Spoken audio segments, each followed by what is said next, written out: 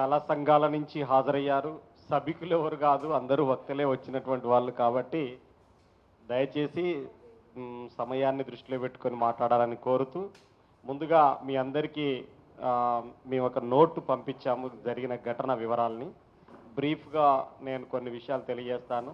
నేను రాసిన విషయాలను ఇప్పటికే శంకర్ గారు కొంత చెప్పారు, అయినా బ్రీఫ్గా కొన్ని మాటలు మీకు తెలియజేస్తాను.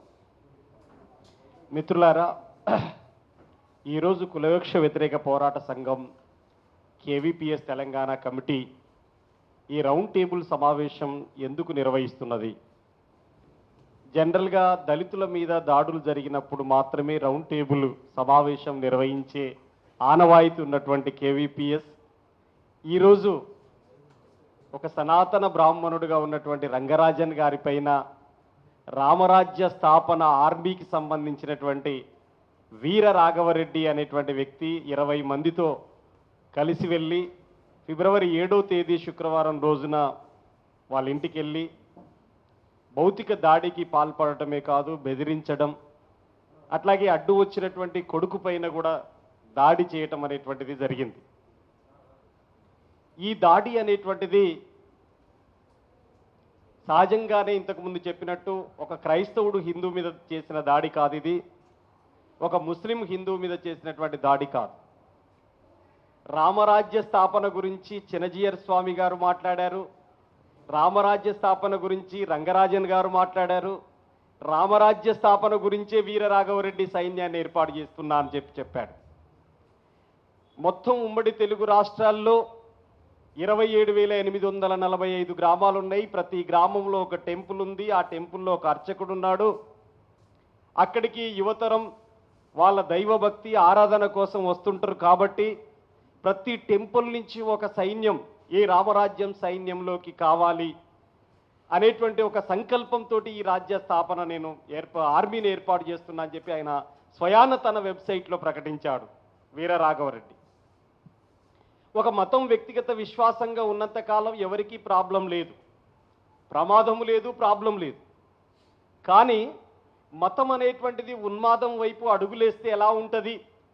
అది రామరాజ్యమైనా, అల్లా రాజ్యమైనా, యేసు రాజ్యమైనా ఒక ఉన్మాదం తలకెక్కితే ఎలా ఉంటుంది అని చెప్పేటువంటి మాటని రుజువు చేసేటువంటి ప్రయత్నాన్ని ఈరోజు వీరరాఘవరెడ్డి చేశాడు.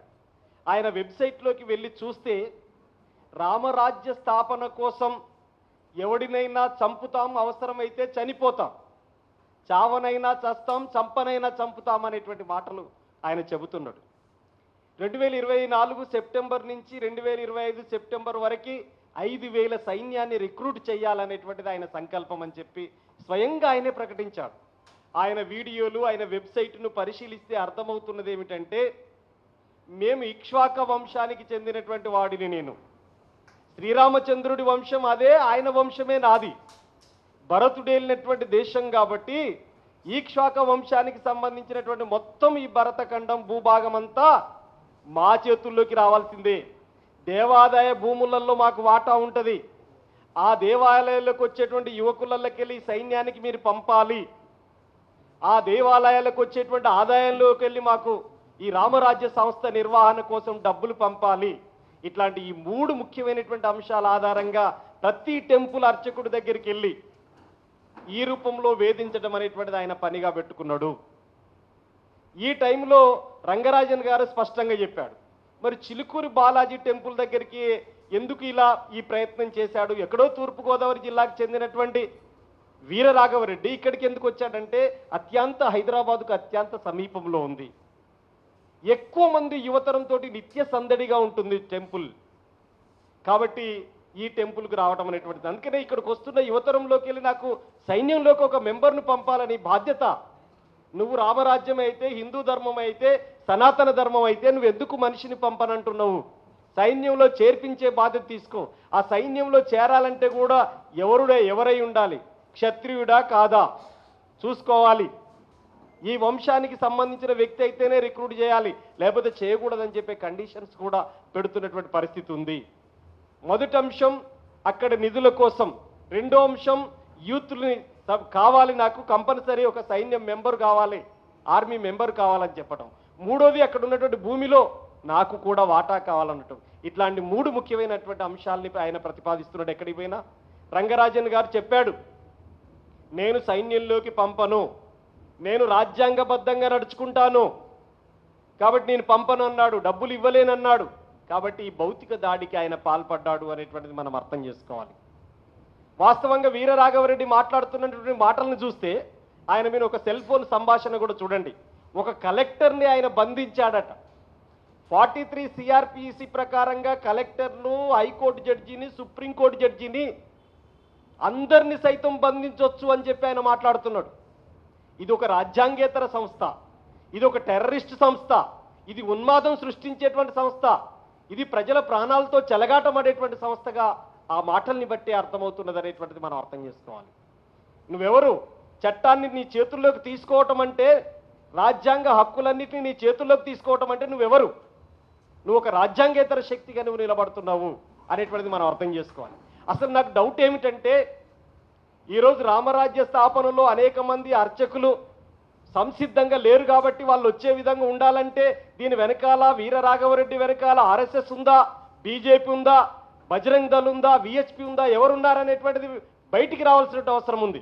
ఎందుకంటే మాకు బాగా గుర్తు, ఇక్కడ ఆర్మూర్ దగ్గర అభంగపట్నం అనేటువంటి విలేజ్లో దళితులు ఇద్దరిని మురికి నీళ్ళల్లో ముంచారు మొత్తమే. ఇదేంటంటే సీరియల్లో ఒక ట్రయల్ వేస్తున్నామని చెప్పారు. ఆ తర్వాత బీజేపీ జిల్లా అధ్యక్షుడు ఆ పని చేసింది, దళిత యువకుల్ని మురుగు నీళ్ళల్లో ముంచినటువంటి వాడెవరంటే బీజేపీ జిల్లా అధ్యక్షుడు. ఆయన్ని అరెస్ట్ చేయాలని చెప్పి మేమందరం చలో అభంగపట్నం పెట్టి ధర్నా పెడితే ఆ భరత్ కుమార్ రెడ్డికి మాకు ఏ సంబంధం లేదని ఆ రోజు ప్రకటించారు బీజేపీ, ఆర్ఎస్ఎస్, విహెచ్పి. అదే భరత్ కుమార్ రెడ్డి జైలు నుంచి విడుదలైతే ఆయనకు పూలదండలేసి ఊరేగింపు చేశారు.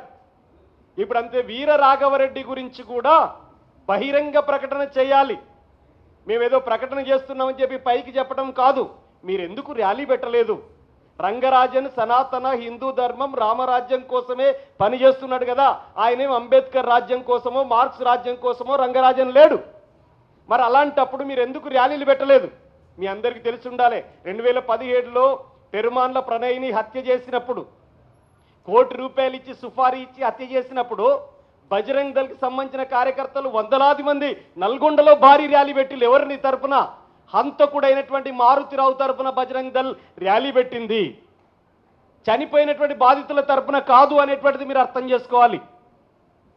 ఆ పద్ధతులలో అక్కడ చేశారు.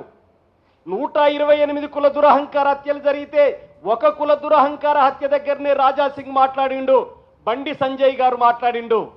ఎందుకని మిగతా చోటలేదు?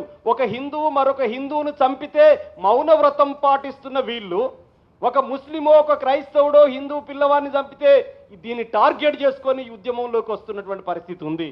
ఏ సందర్భాల్లో మీరు ర్యాలీ పెడతారు? ఒక ఆవు చనిపోతే ర్యాలీ పెడతారు.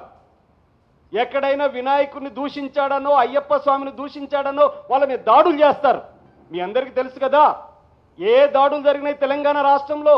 ఒక టీచర్ మల్లికార్జున్ అనేటువంటి టీచర్ నేను వినాయక చందా ఇవ్వలేనన్నందుకు నిజామాబాద్ జిల్లాలో ఆయనని బలవంతంగా బడి నుంచి గుడి దాకా లాక్కెళ్ళి బొట్టు పెట్టించారు. ఆయనని బొట్టు పెట్టించారు, జై శ్రీరామ్ అంటున్నారు. ఇక్కడ విచిత్రం ఏమిటంటే ఎవరి మీదనైనా దాడి చేయాలన్నా, ఎవరినైనా చంపాలన్నా, ఎక్కడైనా అత్యాచారం జరిగినా అక్కడ వాడుతున్న పదం ఏంటంటే జై శ్రీరామ్ అని చెప్పేటువంటి పదం వాడుతున్నారు.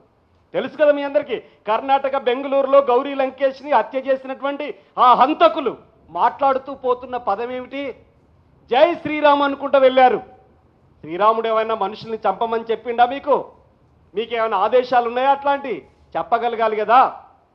ఇక్కడ తుక్కుగూడలో ఒక టీచర్నిదే, ఒక దళిత టీచరు లే అని చెప్పేసి పిల్లవాడిని, అయ్యప్ప స్వామి మాలలో ఉన్న పిల్లవాడిని లేపుతా ఉంటే మోకాలు తగినందుకు అయ్యప్ప స్వామి మాలలో ఉన్న విద్యార్థిని తన్నినవులు అని చెప్పేసి 50 మంది మూకుమ్మడిగా జై శ్రీరామ్ అనుకుంటా పాఠశాల పైన దౌర్జన్యం చేసి ఆ టీచర్ని పిడిగుద్దులు గుద్ది ఆ టీచర్ చొక్కానంతా చింపి చివరికి అటెండర్ యొక్క చొక్కా వేసుకో టీషర్ట్ వేసుకున్నాడు ఆ టీచరు.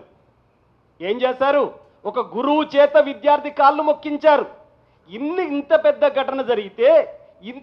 ఘటన జరిగితే ఎందుకు స్పందించట్లేదు? ఎందుకు రోడ్డు ఎక్కట్లేదు? ఎందుకు ర్యాలీ పెట్టట్లేదు? ఎందుకు సభ నిర్వహించట్లేరు అనేటువంటిది మనం అర్థం చేసుకోవాలి. దీని వెనకాల ఉన్నటువంటి కుట్రను పసిగట్టాల్సిన బాధ్యత మనందరిపైన ఉంది అనేటువంటిది నేను మీ దృష్టికి తీసుకురాదలిచాను. అంతేకాదు చాలా స్పష్టంగా ఆ రంగరాజన్ గారు ఆ చిలుకూరి బాలాజీ టెంపుల్ కాస్త వెనక్కి తిరిగి చూస్తే 2022-23 కాలంలో మా సంఘం కులవృక్ష వ్యతిరేక పోరాట సంఘం ఆధ్వర్యంలో రంగారెడ్డి జిల్లాలో అనేక ప్రతిఘటన పోరాటాలు జరిగినాయి. రమణమూర్తి గారి దృష్టిలో కూడా ఉండి ఉండొచ్చు.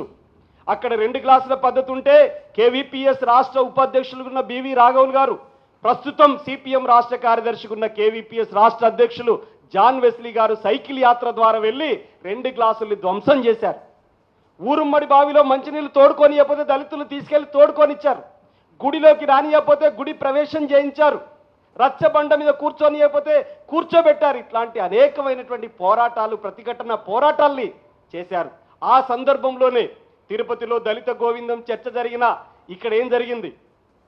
ఆ సందర్భంలోనే ఇక్కడ రంగరాజన్ గారు పరశ్రీ అనేటువంటి ఒక దళిత యువకుడిని భుజాలకెత్తుకొని మొత్తం టెంపుల్ చుట్టూ తిప్పి ఒక పండగ వాతావరణాన్ని సృష్టించాడు. అంటే దళితుడిని ఎత్తుకొని తిరిగినప్పుడు కూడా సనాతన బ్రాహ్మణులకు ఉన్న వాళ్ళు చాలా మంది ఆయన మీద ఒత్తిడి చేశారు. ఆ సందర్భంలో కూడా ఆయన మాట్లాడిండు, ఒత్తిడి వస్తుంది సీరియస్ కానీ. తర్వాత విఐపి దర్శనాలను నేను నిషేధిస్తున్నా అని చెప్పి స్పష్టంగా ఆయన మాట్లాడిండు. ఆయన ఆధ్యాత్మికవాదే. ఆధ్యాత్మికంలో కూడా ఏమైనా అసమానతలు నా చేతిలో ఉన్నాయి తొలగొట్టగలనా అని చెప్పేసి కొన్నిటిని తుంచే ప్రయత్నం ఆయన చేశాడు. అందుకనే ఈ రకమైనటువంటి దాడి ఆయన మీద చేయటం అనేటువంటి జరిగింది. నేను చెప్పదలుచుకుంది ఏమిటంటే, దాడి ఎవరి మీద చేసినప్పుడైనా ఖండించగలిగేటువంటి మానవీయత ఉండాలి. దళితుడి మీద దాడి జరిగితే, దళితుడిని హత్య చేస్తే, దళిత మహిళ మీద అత్యాచారం జరిగితే ఎక్కడా స్పందించేటువంటి పరిస్థితి లేదు. మానవీయ కోణంతో ఆలోచించాల్సినటువంటి అవసరం. ఇప్పుడు మీరు చూశారు, పరస్పర విరుద్ధ భావాలు కలిగినటువంటి వాళ్ళు కూడా ఖండిస్తున్నారంటే మీరు అర్థం చేసుకోవాలి. అందుకనే దళితుడి మీద దాడి జరిగినప్పుడు హిందూ సంఘాల పేరు మీద, హిందూ వాహిని పేరు మీద, బజరంగ్ దళ్ పేరు మీద ఖండించగలిగేటువంటి ధైర్యం మీకు రావాల్సిన అవసరం ఉంది. ఆ పద్ధతులు ధైర్యం రాకపోగా హంతకుల తరపున మాత్రం నిలబడుతున్నటువంటి పరిస్థితి ఉంది. అందుకే గతంలో రుజువైనటువంటి పరిస్థితి కూడా ఉంది. అందుకని మీరు చూడండి, సిపిఎం రాష్ట్ర కార్యదర్శి పోయి పరామర్శించాడు జాన్ వెస్లీ గారు, సిపిఐ రాష్ట్ర కార్యదర్శి ఎమ్మెల్యే గారు పోయి పరామర్శించాడు, చాలా మంది పోయి కూడా పరామర్శించారు. ముఖ్యమంత్రి గారు ఫోన్లో మాట్లాడాడు. ఇంతకుముందు మన శంకర్ గారు చెప్పినట్టు 128 దళిత గిరిజన బలహీన వర్గాలకు సంబంధించిన పేద పిల్లల మీద హత్యలు జరిగితే, కుల దురహంకార హత్యలు జరిగితే హోమ్ మినిస్టర్ పోలేదు, అక్కడికి ఏ మంత్రి కూడా పోలేదు, కనీసం ఫోన్లో కూడా ఎస్పీతో మాట్లాడలేదు. ఇంత ఘటనలు జరిగితే అంటే వాళ్ళ మనుషుల ప్రాణాలకు విలువ ఉంది, కానీ రంగరాజన్ గారి ప్రాణానికి ఎంత విలువ ఉందో ఒక దళిత బిడ్డ ప్రాణానికి కూడా అంతే విలువ ఉంటుంది. ఇలాంటి సందర్భాల్లో ప్రభుత్వాల వైఖరి ఇది సరైంది కాదు అనేటువంటి పద్ధతులలో మనం చెప్పాల్సిన అవసరం ఉంది. ప్రభుత్వం నుంచి ఒక భౌతిక దాడి జరిగినప్పుడు, మతోన్మాద మూక దాడి జరిగినప్పుడు, ఎస్పెషల్లీ మీరు గుర్తుపెట్టుకోండి, తెలంగాణలో బీజేపీకి 8 పార్లమెంటు స్థానాలు, 8 ఎమ్మెల్యే స్థానాలు వచ్చిన తర్వాత ఇట్లాంటి మూక దాడులు చాలా సీరియస్గా జరుగుతున్నాయి. దేశవ్యాప్తంగా బీజేపీ అధికారంలోకి వచ్చిన తర్వాత దళితుల మీద ప్రత్యేకించి 300 రెట్లు దాడులు, దౌర్జన్యాలు పెరిగిపోయినాయి. ఇటీవలి కాలంలో మీరు చూశారు కదా, ఒక అఘోరి పేరు మీద కూడా ఎంత న్యూసెన్స్ జరుగుతుంది తెలంగాణలో. ఇప్పటి వరకు అరెస్ట్ చేయలేదు. చాలా పోలీస్ స్టేషన్ల కేసులు పెడుతున్నారు, కానీ ఇంతవరకు అరెస్ట్ చేయలేదు. ఎన్ని మాటలు, ఎన్ని బూతులు, పోలీసుల మీదకి సైతం ఉరుకుతుంది కొట్టడానికి. సాధారణ ప్రజల్ని చాలా చిత్రహింసల పాలు చేస్తున్నది. ఏమంటే మళ్ళా దాని కార్లకి వెళ్ళి పెట్రోల్ డబ్బా తీస్తుంది, నేను పోసుకొని చనిపోతాను. ఇలాంటి అఘాయిత్యాలు దేవుడి పేరు మీద, మతం పేరు మీద ఈ రకమైనటువంటి అఘాయిత్యాలు తెలంగాణలో జరుగుతున్నాయి. మనం ఇలాంటి వాటిని అడ్డుకోవాల్సిన బాధ్యత పౌర సమాజం మీద ఉంది, ప్రభుత్వం పైన ఉంది అనేటువంటిది నేను చెప్తున్నాను. అందుకనే హిందూ మతం ఉన్నా, ముస్లిం మతం ఉన్నా, క్రైస్తవ మతం ఉన్నా దేవుడిని, మతాన్ని రోడ్డుకి ఈడ్చి రాజకీయ పరం చేసి ఉన్మాదాన్ని సృష్టించాలనుకుంటే తెలంగాణలో ఈ చోటు ఇవ్వటానికి వీల్లేదు. ఈ మత ఉన్మాదానికి తెలంగాణలో చోటు ఇవ్వకుండా కాపాడాల్సిన బాధ్యత మన మీద ఉన్నది అని చెప్పి తెలియజేస్తూ, ఇక్కడికి వచ్చిన సామాజిక ప్రజా సంఘాలు అందరం కూడా ఇక్కడ హిందువా, ముస్లిమా, లేకపోతే క్రైస్తవుడా కాదు, ఆయన సనాతన ధర్మంతో ఉన్నాడా, హిందూ ధర్మంతో ఉన్నాడా, ముస్లిం ధర్మంతో ఉన్నాడా, ఆ సంబంధం లేదు. ఒక అప్రజాస్వామిక చర్యను, ఒక రాజ్యాంగేతర ముఠాను ఖచ్చితంగా ఖండించాలి, ఎదుర్కోవాలి, ప్రతిఘటించాలి. తెలంగాణ సమాజాన్ని మత ఉన్మాద శక్తుల నుంచి కాపాడాల్సిన బాధ్యత మనందరిపైన ఉంది, సంఘాలుగా ఉంది, వ్యక్తులుగా ఉంది, పౌర సమాజంగా ఉంది అని చెప్పి తెలియజేస్తూ, ప్రభుత్వం ఇలాంటి ఒక దుర్మార్గుల పట్ల చివరిదాకా, నా అభిప్రాయం ఏంటంటే, వీర రాఘవరెడ్డి తరఫున వాదించేటువంటి లాయర్ ఉంటే ఉండొచ్చు, కానీ తెలంగాణలో ఆయన కనుక జైలు నుంచి వస్తే నా ప్రాణానికి ప్రమాదం ఉందనే మాట రంగరాజన్ గారు పోయిన ప్రతి ప్రజా సంఘానితో చెప్తున్నాడు. ఇది ఏం జరుగుతుంది, ఎటువైపు దారితీస్తుంది? వాళ్ళు ఆయన మాట్లాడుతున్న వీడియోలు కానీ ఇక్కడున్న భయం రీత్యా కానీ చూసినప్పుడు యావజ్జీవ కారాగార శిక్ష విధించి భవిష్యత్తులో కూడా బయటికి రాకుండా, ఎందుకంటే చాలామంది హక్కుల కార్యకర్తలను కూడా జైల్లో పెడుతున్నారు. ప్రొఫెసర్ జిఎన్ సాయిబాబాను 10 ఏళ్ళు జైల్లో పెట్టిళ్ళు, నిర్దోషి అని చెప్పి తర్వాత తేలింది. స్టాన్ స్వామి అనే గిరిజన హక్కుల కార్యకర్తను జైల్లోనే చనిపోయిండు. ఇట్లాంటి వాళ్ళందరూ హక్కుల కోసం పేదల తరపున నిలబడుతున్న వాళ్ళని జైళ్ళల్లో చంపుతున్నారు, నిర్బంధిస్తున్నారు, నిర్దోషులని దోషులుగా ఈరోజు చిత్రీకరిస్తున్నటువంటి పరిస్థితి ఉంది. ఈ టైంలో ఇలాంటి యొక్క దుండగులను కఠినంగా శిక్షించాల్సిన బాధ్యత ప్రభుత్వం పైన ఉందని పౌర సమాజంగా ప్రతి ఒక్కరూ కులానికి అతీతంగా, మతానికి అతీతంగా, ఈ ఒక్క ఘటనే కాదు, భవిష్యత్తులో ఏ ఘటన జరిగినా రమణమూర్తి గారు లాంటి వాళ్ళు, విజయశంకర స్వామి గారు లాంటి వాళ్ళు, అనేక మంది ప్రముఖులు పెద్దలు కూడా ఖండించాలని వారు కూడా అన్నారు. ఇక దీన్ని ఖండిస్తున్నాం మేము, ఇదొక్కటే కాదు భవిష్యత్తులో ఏదైనా ఖండించడానికి సిద్ధంగా ఉంటామని చెప్పి వారు కూడా ప్రకటించడం జరిగింది. అందుకని ఇక్కడికి హాజరైన మీ అందరికీ కూడా ఈ తీర్మానాన్ని దృష్టిలో పెట్టుకొని మీరందరూ కూడా క్లుప్తంగా సందేశాలు ఇవ్వాల్సిందిగా కోరుతూ, సుమారు 20-25కు పైగా సంఘాలు ఇక్కడికి హాజరైనాయి కాబట్టి ఒక్కొక్కరు తమ అభిప్రాయాల్ని తెలియజేస్తూ ఈ రౌండ్ టేబుల్ సమావేశాన్ని పరిపుష్టం చేయాల్సిందిగా కోరుతూ